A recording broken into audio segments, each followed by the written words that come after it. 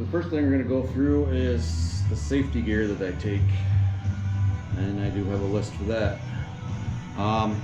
This is all stuff that I've carried forever, never used. Hopefully I never do use, but it is something that's pretty important to keep you alive. I have to keep in mind that there's no help out there, and help is hours and hours away, if not days. So if you get hurt, you're gonna have it. This is the list of the safety gear that I carry, and I'll kind of go through it real quick. Some of it's probably not real obvious to you.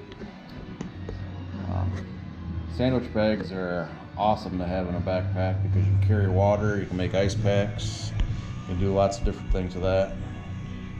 Obviously you want a flashlight. I carry multiple flashlights with me, but I always carry an extra one in the safety gear. We got insect repellent, we got sunscreen. Those probably not going to need in an Arctic hunt because I'm going to be fully clothed, but so those will be on the no list for this hunt. We've got the old space blanket. There's an interesting story of that. When I was in British Columbia, I decided to take it out of my pack when we went up the mountain to hunt, and then we got stuck on the mountain. It's the one time I could have used a space blanket, and it was not with me, so I will never not have one. Little bag to carry things in, a little bag full of things like sugar, aspirin, Band-Aids. We got some safety pins in there and some soap. Clean up wounds, Band-Aid wounds, stitch things together. Got an ace bandage in case we break an ankle, and an ice pack. Ice pack will probably be on the no for Arctic because I will have plenty of ice. Probably the most important things, got to remember, we're hunting these animals with guns and broadheads and carrying knives, and all those things make bleeding happen profusely, so we need to be able to stop it if we are bleeding profusely. So things like quick clot I always carry wherever I go. Tourniquet,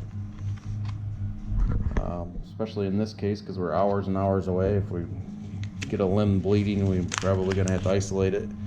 And then a trauma wound bandage I'm adding to this kit just for a little extra safety. Spare batteries. This one seems kind of simple, but some of these little flavor packets, because you just drink enough water on a high intensity hike, it gets a little bit boring, so you throw a little bit in and you get a little sugar, a little extra nutrients. Speaking of water, there's a water filter. Hopefully you're in places where the water is nice and clean, but just in case you need to. I always carry chapstick, it's my addiction, so if I lose the one I have, I got another one here. We got the infamous spork to eat with, in case you got some dehydrated meals.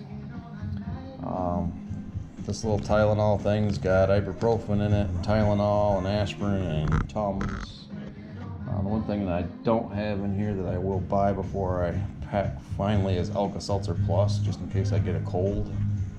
And then there's lots of things to start a fire.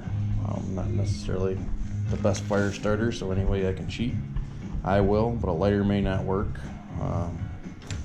Because if it gets wet, you got striker stones, flints, and matches, and then this is what I use to cheat with, a little Vaseline and cotton balls to get things going. And then finally in there is large garbage bags. These can double as a sleeping bag to keep you warm, rain poncho, lots of uses for garbage bags, so don't ever leave home without them. Matter of fact, I slept on that British Columbia mountain in a plastic sleeping bag, or a plastic garbage bag as a sleeping bag to keep me warm.